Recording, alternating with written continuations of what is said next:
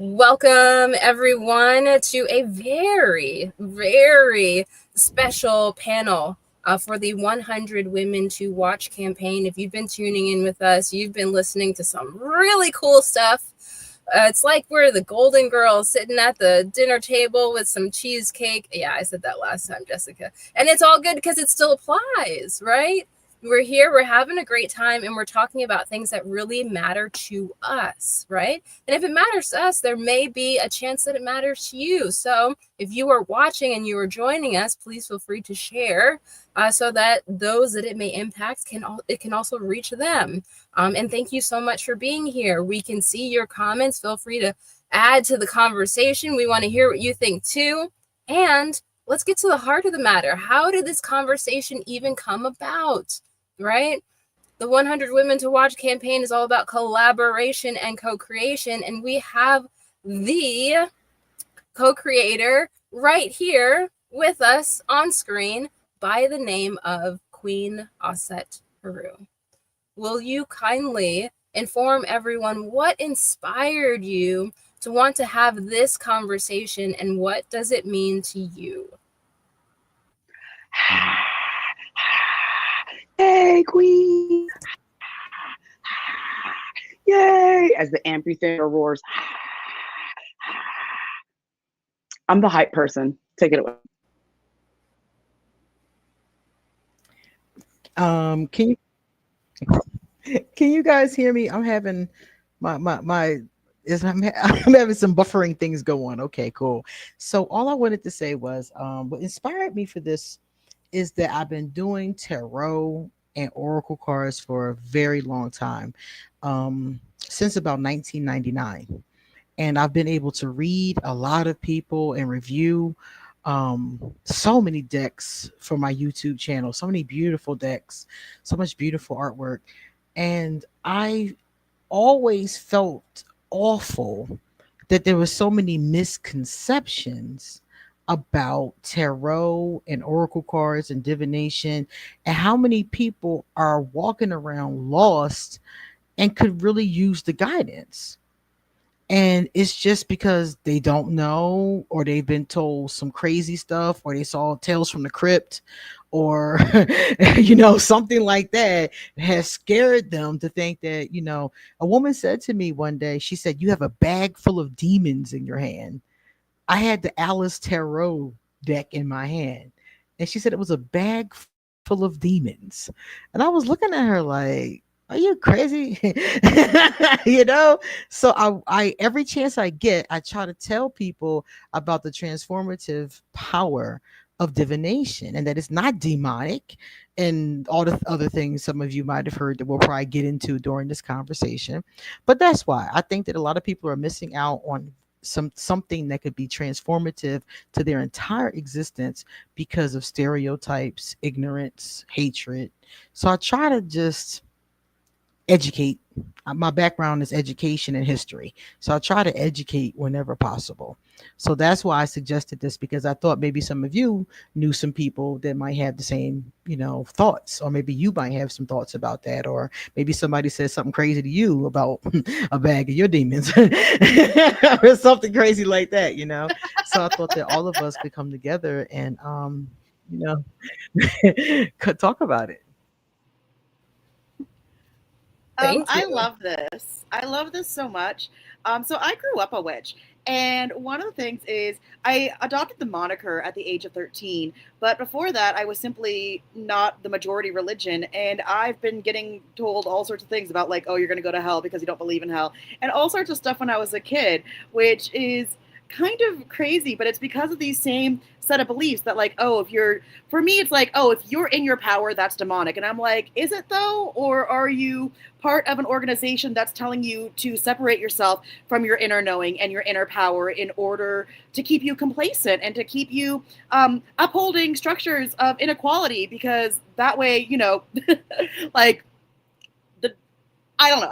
I love this conversation. I also do a lot of work in, like, helping my friends deconstruct some stuff, and it's like, yeah, this is not a bunch of demons, unless you get the Tower card. That's Or not the devil nice, card. Cherry. Cherry, that's not nice. You're gonna scare some folks away. I'm You get the kidding. I'm Tower kidding. card. It's not. Thank you. All jokes, You're, all laughter. you're right. You're right. Yeah, The yeah, tower yeah, card is yeah. a big Phoenix moment, actually. I love a good tower card because I find it to be a good Phoenix moment Hmm. because everyone's so concerned about how the tower is collapsing. But it's like, what if that tower was built around your heart? What if it was built on quicksand? You need to actually get rid of that tower in order to build something new and rise from the ashes. Say it louder for the people in the back. Cherry, friend, I'm gonna hop in here and Yes. parrot some of the things that our Queen Huru, our host, our introductory speaker. Yes, I'm so glad that y'all are tuning in for this because this is really where the magic is. Um, Queen Aset Huru, I hope I'm saying that right, and the local pop star witch Cherry. You, we're all talking about the medicine of tarot and dismuting or kind of challenging. Really? It's demonic? Really? Queen Huru, you said the 90s, friend? What? That's amazing. You have been in this divination and in these works for so long. And what I find powerful about divination, what I find powerful about tarot and the cards is it's for everybody, just like Tang, because everybody is a spiritual being having a human experience. And the cards are not something demonic, as Queen Huru said, and as Cherry was saying, it's not something that's demonic.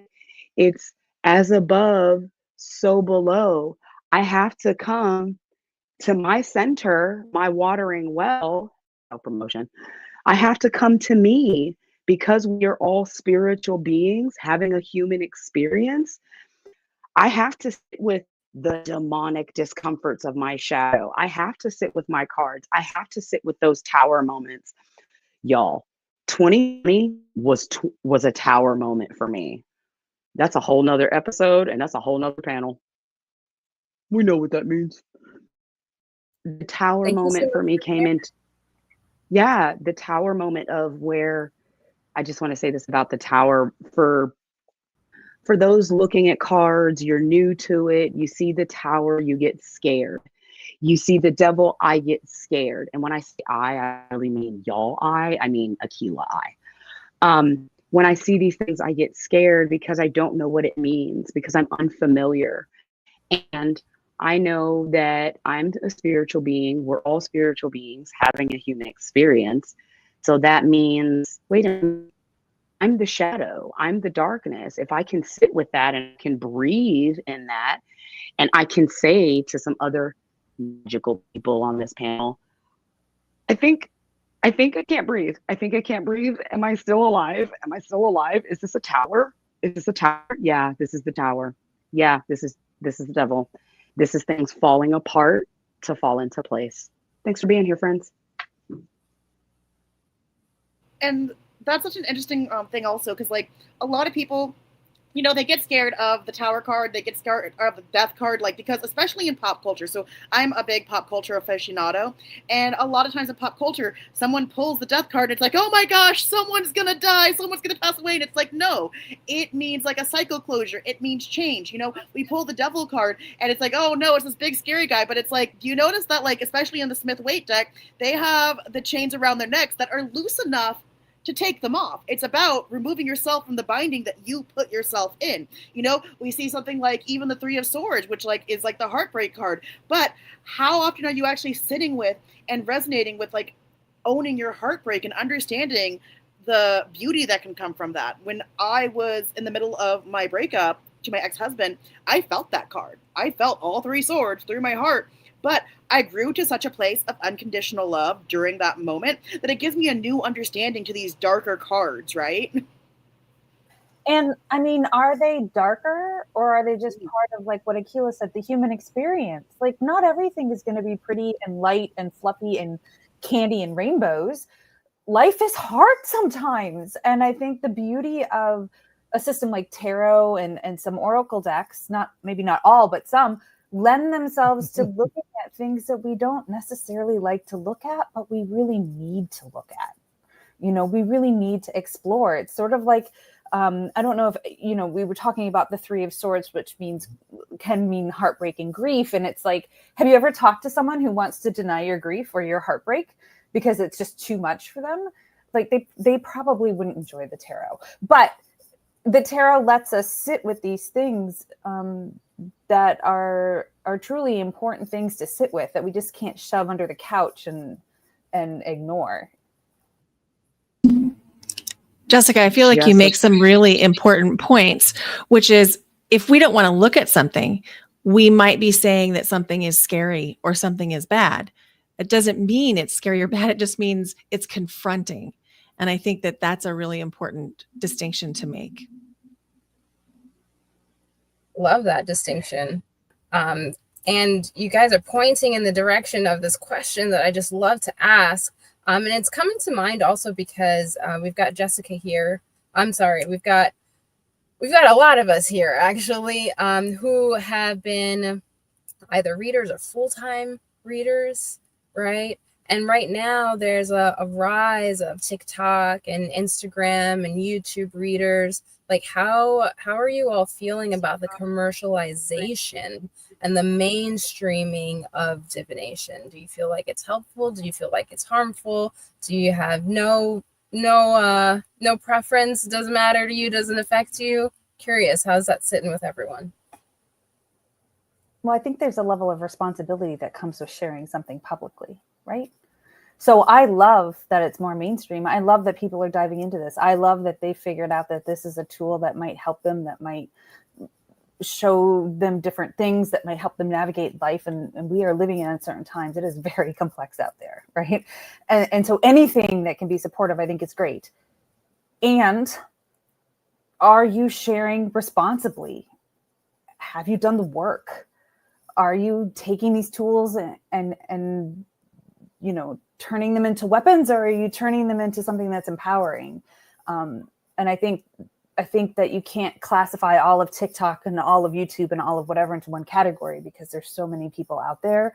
It's really like looking at the integrity of the people that you're watching and saying, are they seeing the bigger picture right now? Something I always say when I'm describing tarot is, like, for example, I don't do it from a future perspective simply because I have the point of view that by knowing the future, you automatically change the future. That's like time travel logic, right? Like someone gets sent back in time knowing the future, it still ends up changing the future. And that's kind of how I look at the cards. But I do explain that it's like plucking a moment at a time, and it's like a mirror of what's going on in your energy, right? And I think a lot of people who are consuming this, they're looking in a way that doesn't let them appreciate that the mirror is talking back to them, and that they can choose to go with that or they can choose to walk away from that. If you get a reading from a reader who is maybe not on the up and up and they're just trying to scare you, or they're trying to message you, Grand Rising, I know something, please hire me by like your DMs, that's not really going to be super helpful. But if the person watching goes in understanding, okay, all of reality is a mirror of what's going on in me subconsciously, both from like a spiritual perspective and a neuroscience perspective, right? My reticular activating system is seeking out things, and so I'm getting confirmation this thing. Are they doing it in a way that's empowering them, of like, oh, okay, now I see what the mirror is saying and I can use this information? Or are they looking at the mirror and being like, I don't want to use this, I want to change, I want to shift? Or are they using it as a crutch to lean on because they don't want to take that ownership of their experience of the reality? Cherry, Fran, whew, you said a lot. You said a lot. But like for myself, before I share in two things can exist at the same time, I would like to take a moment to take a breath for myself, because Fran, you said a lot. You said a lot of truth and a lot of medicine in there. I, as the watering well, I birthed that name out of what you're speaking to, because I say the quiet part out loud. The watering well, I'm also an embodiment of trauma-informed care. what you're talking about, what I'm really hearing us all talk about, and why divination is viewed as the devil, why things are viewed the way that they are, is because of a lot of trauma informed care. From the lenses in which we live, every human being is having a spiritual experience. Well, every human being, spiritual being, having a human experience. Contrary to what I want to put forth, I really don't want to be the product of my home environment. And I am, because that's where my trauma, my way of being, and how to show up in the world.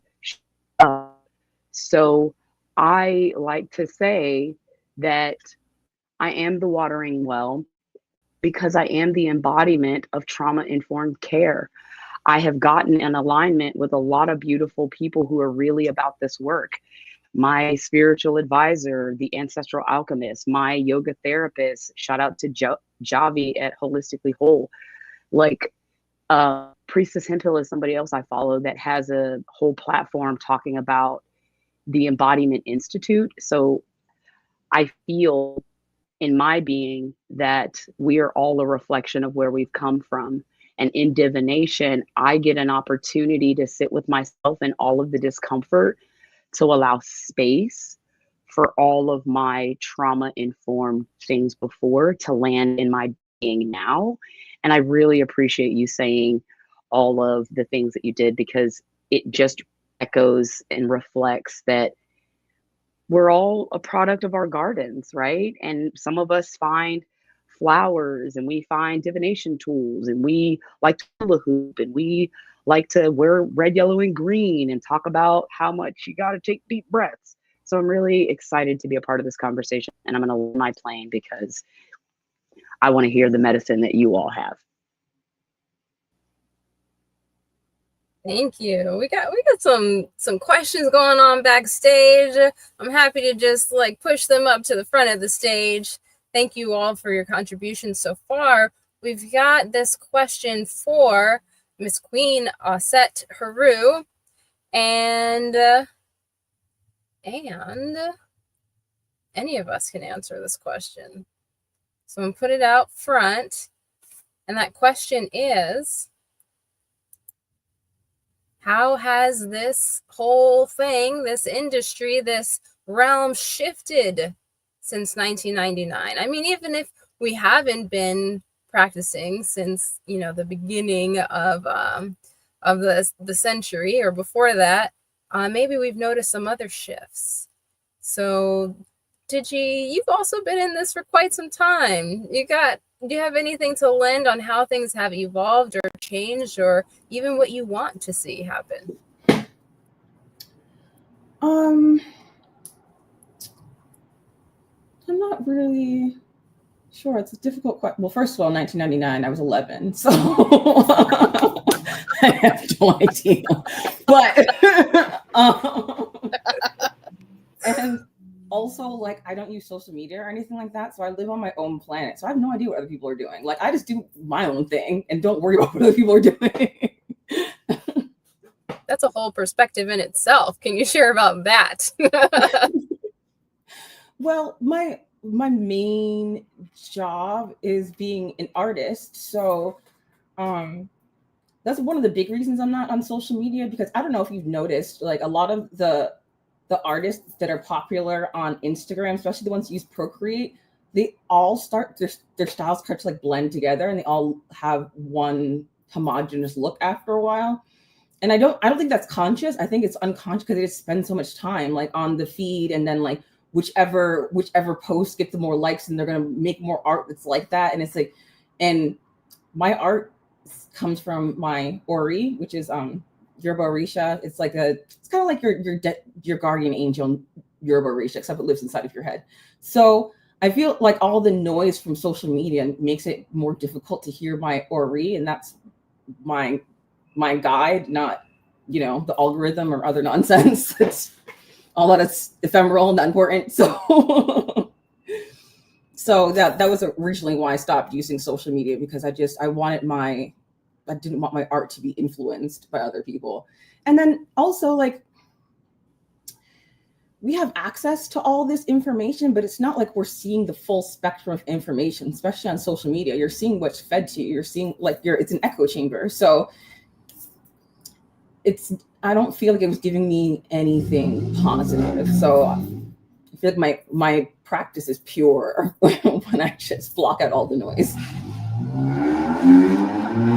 Well, thank you for using your discernment, to be able to even understand what's signal and what's static, right? Because that takes time, that takes refinement, that takes, really tuning in how it is that you do listen and being a receiver. So I hear you, and I hear the work that's behind those statements. Thank you. Thank you for being here. You're welcome. Awesome. Queen Osset Haru.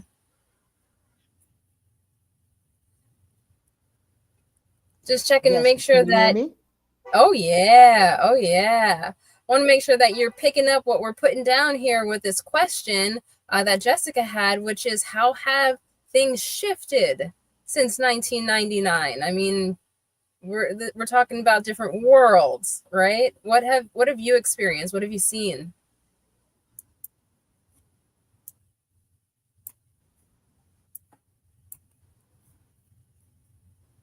And take your time here. Is that the question about the differences since 1999? That's it. Yep. That question? Mm-hmm.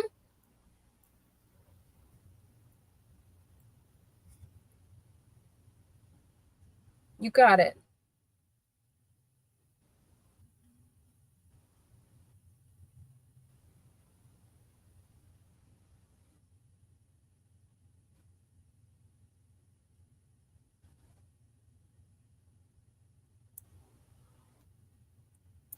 Can you hear me now?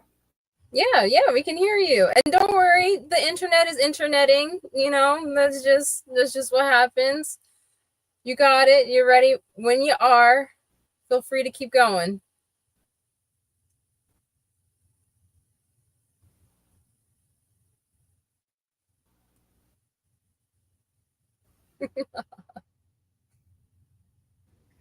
I keep coming in and out, so I'm not. And that's fine. That's fine. Technology is great until the gerbils decide that they need coffee and we're talking too much, and they're like, "We don't know what's happening." And I'm always going to make a joke. Need coffee. Yes, they need coffee. They need water, a snack, and carrots. Right. Thanks, gerbils. We love you, technology gerbils. Please bring Queen Haru back. Please. It's all good. It's all good, because even though the internet is interneting, the universe is also universing. So we've got things that'll probably just set itself up perfectly, or that just means that we'll have to do a one-to-one interview to make sure that we get all of the juiciness that has happened over the past couple of decades, so that we can hear it straight from the source. And in the meantime, I'm just going to steward a little bit, so that we can get some more Brenda in this conversation too.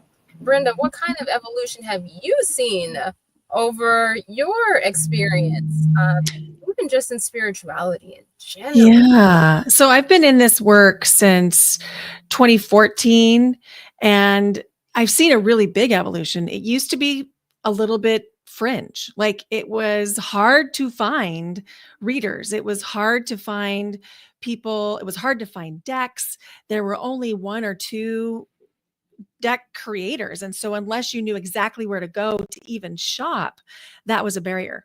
And so that's a big change. You can get decks in every bookstore now compared. And the other big change, I think, is that there used to be a little bit of stewardship, in the sense that we used to teach each other how to read the cards, how to interpret the cards.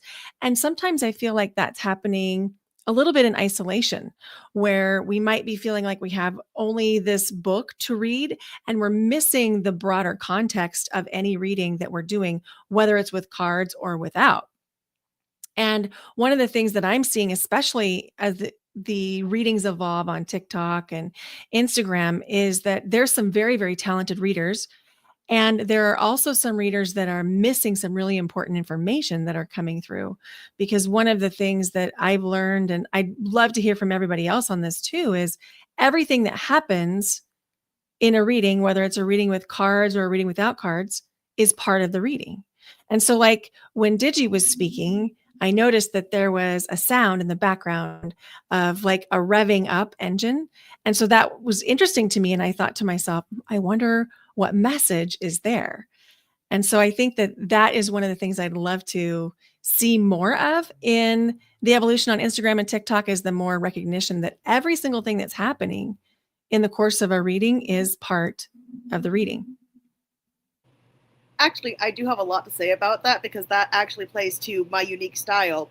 Um, I ended up studying graphic design and art, so that really feeds into how I read the cards. And one of the things I've noticed is I do a lot of spur of the moment readings with no set layout. I just kind of let the layout unfold in front of me. And sometimes, you know, you'll have your cards in front of you, but one card wants to be way over to the side. I was doing a reading where all the cards were on the table, but one card was like, nope, I'm like over here on this couch arm because I'm trying to give you the message that like I'm far away from the rest of this information, right? And I also have a familiar, my sweet cat Daisy. She will often sometimes jump on my readings and shift the cards, and that brings out a new meaning too.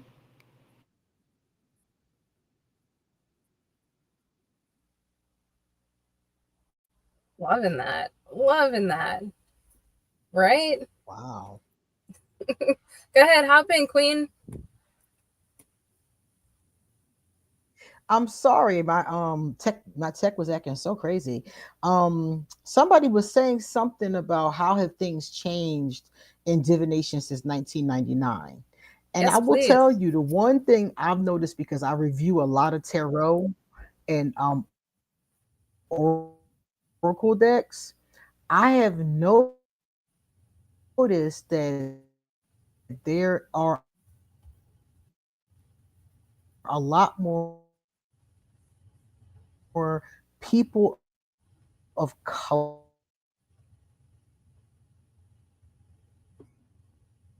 kinds of people in the decks. And I love that so much. I look for it all the time. I see a lot of older people. I see a lot of crones in the deck. And in 1990, you didn't see a lot of people of color. You didn't see a lot of people who were LGBTQ plus. You didn't see a lot of this. So there's a lot more diversity in the decks themselves and in the people who are getting readings. I've noticed personally. So I think that's a cool thing about its evolution. But I do worry about things like people learning how to do spirituality on TikTok. I kind of worry about that because sometimes you're getting really good information and sometimes you're just not. And I think it's hard to differentiate between the two. Got some really good points here. All right, we're talking Yep. about learning from traditions, you know, that may have been passed down from one person to another and now are being I don't want to use the appropriation word, but that just happened to come out there. And there are some things that are happening that we're watching happen. One of the things that I want to get to before it gets away also is that we're here busting myths, right? I had a really intriguing conversation with Digi the other day. And Digi was saying that there is also a part of this culture that creates myths. So, Digi, can you talk to us about the myth creation? As we're talking about busting the myths. Yes. So I'm the high priestess of a temple, and I realized recently that the purpose of this temple is that it's a myth making machine, because every culture and every era needs their own myth and archetypes. That's just how human beings work. That's how we understand abstract esoteric concepts. But right now, in this current era in the US, all of our myths are written by advertisements. just terrible. So I have a coven, and who is like the guiding group of, yes, I am Aquila. I am a high priestess now. We're the governing body of the temple, and we're all artists, all in different, working on all different mediums. And I realized that our purpose is to support each other and be storytellers so that we can create new myths and create new archetypes that are built out of love and built with intention and not just built to sell products. Oh my goodness. You know, the way that we can embrace who it is that we are without commercializing it. That's just the whole thing on its own, you know, to just let it be there, you know, for whatever reason that it's there, or for no reason, right? I see you chomping at the bit, Aquila. Let's hear it. Wait. Okay. Thank you, Spirit. Ashe, Agape. Ashe means give thanks. No, Ashe is, and so it shall be. Agape is I give great thanks. These are Yoruba words. As High Priestess Digi has come through, I'm also someone who is of the diaspora, right? I know as soon as you said Ori, I'm like, me too. Natural hair don't care. Me too. Yoruba High Priestess, I'm trying to get there. I'm really animated, in case y'all haven't noticed. I like Disney Pixar things. So as soon as Digi is talking about how clean, well, I don't want to say clean, how much of a sacred container the temple is, people learning from TikTok about divination and Yoruba, which Yoruba is the African tradition of living in the science of the land. If we as human beings could all get back into the science of living in the land, that's why I was really excited to come talk about busting myths about divination, because we are all made of the same things that makes the galaxy. We're all made of the same things that make trees. We're literally upright walking plants. So it's really powerful to hear Digi say, you know, she is High Priestess Digi. I'm respectful, if nothing else. To hear Digi refer to the sacred container to get back to the practice of being with the land, y'all, that's the thing that I just wanted to scream at everybody. And I have watched Monsters Inc. recently. So you remember the scene where Sully and Mike Wazowski are doing the, right, sneaking in, oh, they're up, sneaking in, oh, they're up. So as Digi was talking, I became alive with, yes, can we get back to the science of things like Coldplay, to the science of the land, to the science of as above, so below? Huh, yo, I have to drink water and eat a snack now because it's hot over here in Texas. Because I'm a walking plant that needs water with lemon. Yes. Before we go too far off track again, I also wanted to mention something that Digi was talking about in terms of the myth making that I think really plays into, you know, it's kind of interesting how people get so scared of cards and oracle when our brains are storytelling machines. You know, Digi was talking about myth making and storytelling, and that's one of the things. Our brains are literally wired to understand stories. It's part of why we dream at night. This is from Dr. Faith G. Harper in her book, Unf Your Brain. I'm being the polite version of it. And that's one of our things that brains do. So that's part of why we're able to tap so deeply into these tarot and oracle cards, is because we're helping to understand the mythos and story of ourselves through the cards. And before I let us move to another topic, I'm just going to quickly say 2 myths I wanted to bust here right now. You don't need someone to give you a first deck. You just don't need that. It might be that the deck is choosing you, and that's why you feel so drawn to it.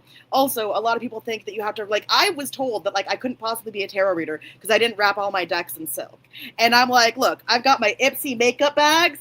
Every single deck is, like, matched to a bag, and we love it. I'm loving this modern way of finding homes for things that mean something to you, you know?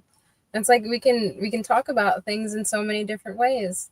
In the mundane, we can talk about it in the magical language, we could talk about it in the muggle language, and at the end of the day, we still got what we got. Jessica, question for you. Yeah. Yes. What is not divination? Is there anything that is not divination, but people think that it is?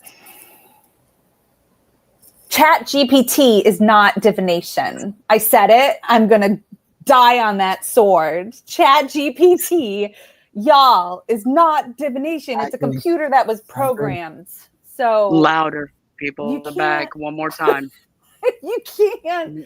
It doesn't have soul. It's not going to have divination. It doesn't have a soul. So And it's a mirror. It doesn't have its own thoughts. Can we just stop? It just regurgitates what it's been told. So if you're going on and asking chat to pull you a card, I hate to break it to you. Please don't. That's going to be the thing that lights me up the most. Is divination is not. It's not. And I will say this. Yeah. As a people over thousands and thousands of years, we are attempting to understand ourselves. We want to know ourselves more deeply. We want to understand the human experience. And we talk a lot today about tarot and about oracle cards and things like that. But divination is above and beyond that. Sometimes there's a tool in front of you that you use. Sometimes that looks like a pendulum, or that can look like runes. That can look like taking a book and doing bibliomancy. That can be reading the clouds, right? That could be tea leaves. Yeah. There's so many different expressions. If there is a rock and you have a soul and you have a clear intention and you are like connected, you can turn rocks into a system of divination even. But I think divination is a lot of things, and it looks really different depending on who you are, what your practices are, where you come from. And no matter where you come from, divination is not ChatGPT. It's not. Yeah. Definitely not. Yeah. And Queen Aset Haru, I would be interested to hear this, because you've been doing this for longer than I think any of us.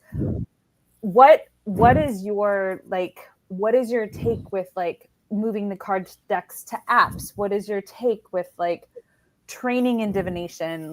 Do you need the training? Is it something that comes naturally? Is it something that, you know what I mean? Well, let me see. The training question, I would say you need two things to be able to read. You need some level of natural clairvoyant ability, some level, intuition or clairvoyance, something like that, to be able to get the right cards in the first place. And then I think you need to do some studying and symbolism, color correspondences, numerology. All that kind of stuff is really helpful in my readings. I've always found it funny when a person gets a deck and the next day they're reading professionally, and I'm like, did you even study the deck? Did you even look at the cards yet? So I think that's one of the things that I think is really important, the education, to educate yourself. You don't necessarily need a certificate or a class or anything, but I taught myself. I'm completely self-taught. It took me 8 years to sit and learn the cards in the upright and the reverse and what they meant and spreads. I just did it myself. I got books, I got workshops, I got all kinds of different things, and I just kept learning stuff and practicing on the people around me, my poor family members. I was practicing on them the whole time, and slowly but surely I figured it out over the course of that time. So I think that part is really important. And then you asked about apps. I hear people tell me they have some success with the apps. I never seen one before though. I've never sat and looked at like a tarot app or something. Yeah, there is an app, and then you can scroll through just like you would if the cards were sitting in front of you, and you can select them. I don't know. I like having, for me, I like having something physical in my hands, but that's in my hands. me. Yeah. I want to touch it. I want to feel it. I'm very tactile in that way. I was just curious really, if any of you have experience with the apps, the card apps, I'd love to hear about it. I sometimes will use an app if I'm traveling and have forgotten my deck. I have a favorite little deck that comes, it's a miniature size and it comes in a metal case. So I don't have any risk of bending or hurting the cards when I travel, and I travel quite a lot. And recently I was stopped at TSA and the agent literally touched every card in my deck, and it just about put me over the edge. And so the next trip that I took, I decided I was going to go to a popular author's website and use her website to draw the cards from her. And I felt like it did okay. I didn't feel like I had the same connection, but it might be that there's a learning curve. But it was okay in a pinch. Actually, this brings up a really good point. Oh, sorry. Do you want to go? You want me to go? I was gonna do a shameless promotion for our daily magic that makes the bad a unicorn tarot deck. Because if you think that's not the tarot deck that stays in this cute little case, y'all, we all know the designer of this tarot deck. We all know this designer. Let me see if you know this logo. You know this logo? Who makes that? Who makes that? Who makes that? Who makes that? For those of y'all watching, this is the deck that Kai E, our hostess with the mostest, actually designed. I got, yeah. So, just saying, they're really pretty. It's a great beginner deck if you don't know how to do it. Thank you. Thank you. That. And since we're on promotion, Keela, can you lead us out with one question? One is, what is it that you wish that every newbie, to spirituality, to divination, would know before they ever picked up a deck, sat down for a reading, participated in any way?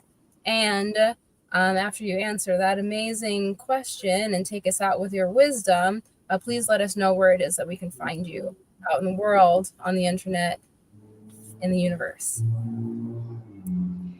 You're so good at these questions that are like, oh yeah, this is some question, but it's so loaded, and it's so loaded with thought and intention. I appreciate it. The one thing I would suggest for new people starting out with divination or tools, things of that nature, sit with your breath, sit with your shadow, sit with all of the parts of yourself that you don't like, and you're like, I'm going to run away from this because I'm affected. If you can breathe through it, you can read through it.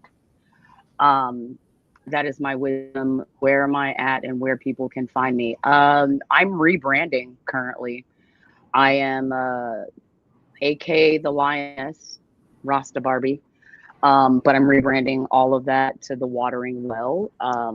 I am Rasta Barbie on TikTok, Instagram. So if you see Kai somewhere or these other panelists, I'm probably going to be in the comment section. Sure am. So honored to be here. Thank you all. You rock. Thank you, Keela. And I'm gonna call us out, and I'm gonna go probably counterclockwise here. Queen Osset Haru, would you be so kind as to answer this question, which is, I'll just repeat it one more time, for like something that you wish that every beginner or skeptic even, would know before they start to engage with a practice in any sense, and also where people can find you.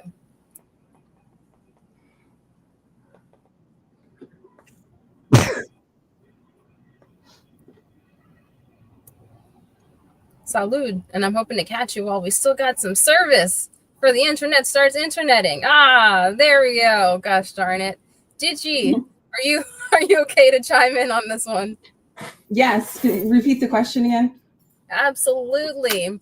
Something that you wish every beginner or even a skeptic would know before they start to engage in any practice in any way, and also where people can find you. Well, I'll start with where people can find me so that I won't forget. 2 websites. I have my artist website. This is digichiveta.com. That's digichivetta.com. Then there's the website for my temple, which is thegrovetemple.com. Something that I wish that people would know. Well, as far as people who are thinking about getting a reading that are kind of afraid of it, I would say there's nothing to be afraid of. There really are no bad cards. There's some that are challenging. You know, it's not what you want to hear, but it's not like the death card doesn't mean that you're actually going to die. It just means there's going to be a big change. You know, things like that. And also, you could just think of it as guided introspection, because that's what it is. It's been scientifically proven that journaling and this kind of introspection is very healthy for you. So it's just having some artwork to guide your thoughts, really.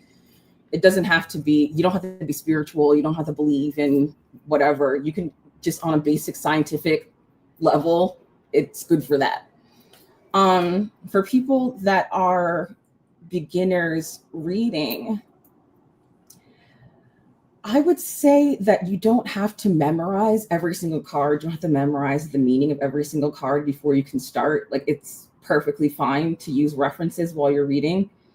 I use a variety of different decks. I don't just use the Rider-Waite, and I read people's birth charts. So that's, I mean, you know how birth charts are. It's a lot of information. So to have all that in your brain while you're reading, it's too much. Like, don't put that pressure on yourself, because you're just going to make it much harder for yourself, and it doesn't make you a better diviner. Got it. Thank you. Awesome. Jessica, what you got? Can you remind me of the question? My perimenopause brain just blanked. I was listening to everyone. It is all good. It is all good. What do you wish that every beginner or skeptic knew before they ever participated in a practice of any kind, whether they're picking up a deck or sitting down for a reading? And also, of course, where can we find you? I think one of the things I wish people would keep in mind, especially when they're getting readings, is this isn't, you're not, a reading isn't meant to tell you what to do. It's meant to bring you closer to who you are, closer to the divine, divination, and give you the missing pieces, give you some of the parts that maybe you didn't see before you sat down. And so I just hope that people don't give their power away, right? Before they sit down to pull cards, before they get a reading, that you still have to engage. You still have to human. You still have to make choices and decisions for yourself. And readings are a great way to get a different perspective on things. Drawing cards is a great way to get a different perspective on things, but don't give all your power away to the deck. Because at the end of the day, whatever tool you're using, at the end of the day, it's just a tool. You're the thing that lights it up. You're the awareness that makes the magic happen with that. And people can find me at Jessica Paschke, PASCHKE.com. And I'm all over socials. So you can find me under Jessica Paschke for that too. And I'm doing a Through the Looking Glass tarot activation for free at the end of the month. So make sure y'all check that out. I would love to have you come. Dude, yes, thank you. Awesome. Everyone hop on that. Hi, Brenda. Hi. Oh my gosh. I've loved learning from all of you and being a part of this panel. Thank you, Kai, for putting this together. You know, the thing I wish that people knew if they were getting their first reading is you can trust your intuition about whether or not you connect with the reader.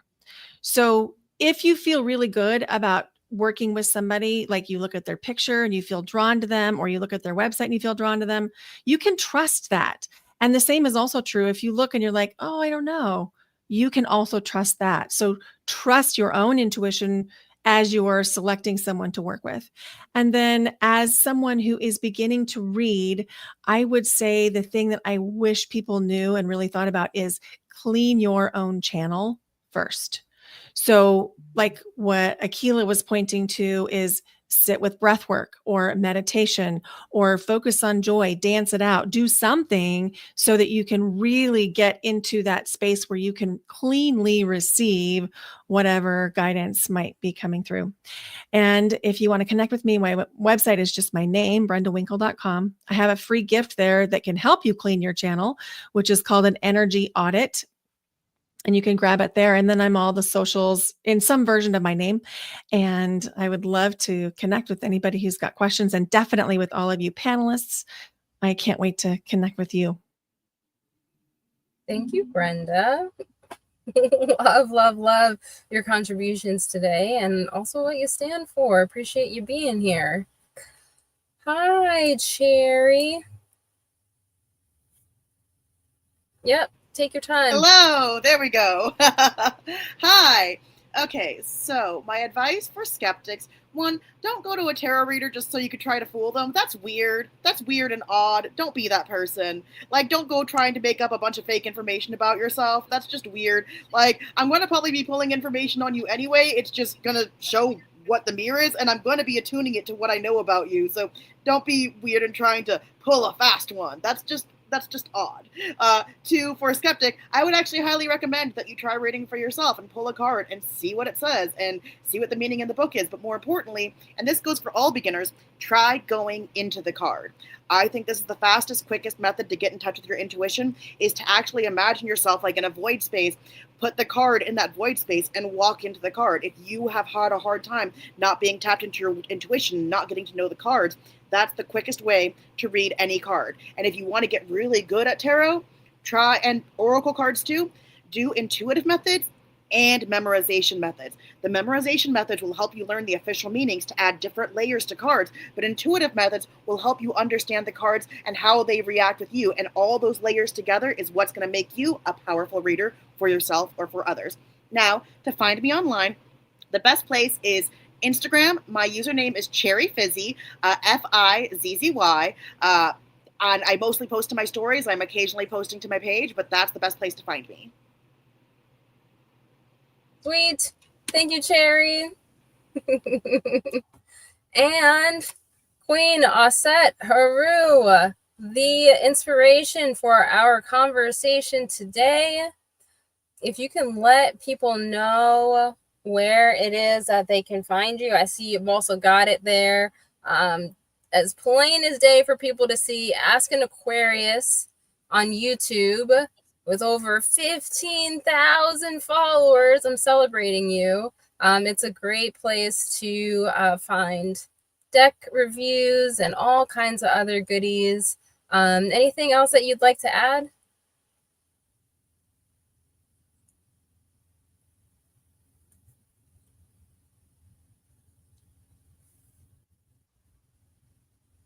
Indeed, it is. I don't know if you guys can hear me or not, but Yes, I'm we can. also all over socials as Queen Offset Haru. Yep.